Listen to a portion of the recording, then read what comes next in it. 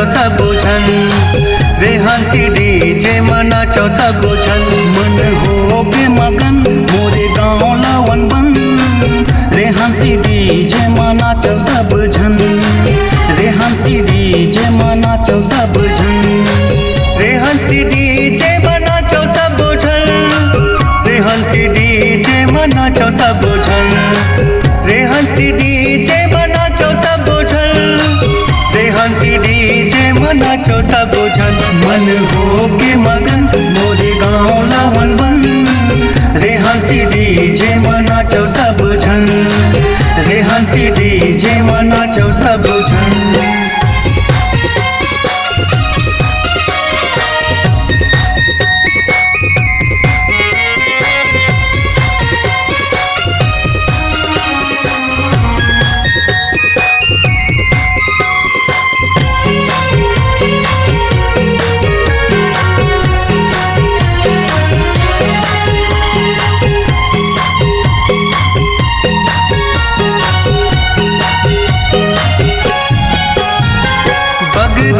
पीपर तीर अड़बंध पार है अड़बंध पार है अड़बंध पार है अड़बंध पार है अड़बंध पार है। रेहानसी डीजे साउंड सर्विस लवन बन संगवारी हो। मोबाइल नंबर है 89 65 91 24 70। जय सतनाम। खोजत अब संगी रूपेन मोरे नाम है रूपेन मोरे नाम है रूपेन मोरे नाम है रूपेन मोरे नाम है रूपेन मोरे नाम है।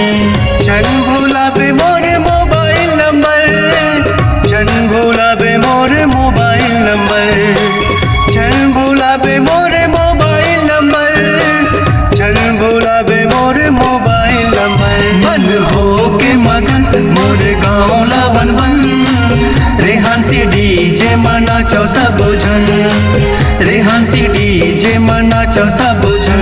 मन हो के मगन मोरे गाँव लावन बन रे हंसी डीजे में नाचो सब झन रे हंसी डीजे में नाचो सब झन।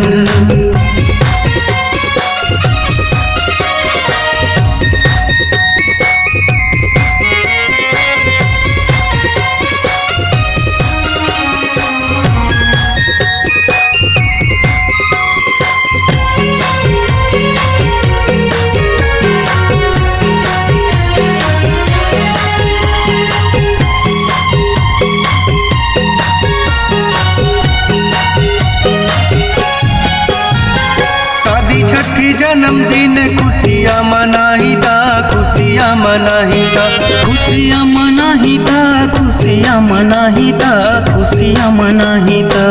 रूपेन निराला पत्रकार रेहानसी डीजे साउंड सर्विस लवन रोड लवन बन जिला बलौदा बाजार सेवा का अवसर दीजिए। रेहानसी के डीजे माँ धूम मचाएगा धूम मचाएगा धूम मचाएगा धूम मचाएगा धूम मचाही। खुशी के अवसर में लागे झम झम खुशी के अवसर में लागे झम झम खुशी के अवसर में लागे झम झम खुशी के अवसर में लागे झम झम। मन हो के मगन मोरे गाँव लावन बन रे हंसी डीजे में नाचो सब झन रे हंसी डीजे में नाचो सब झन।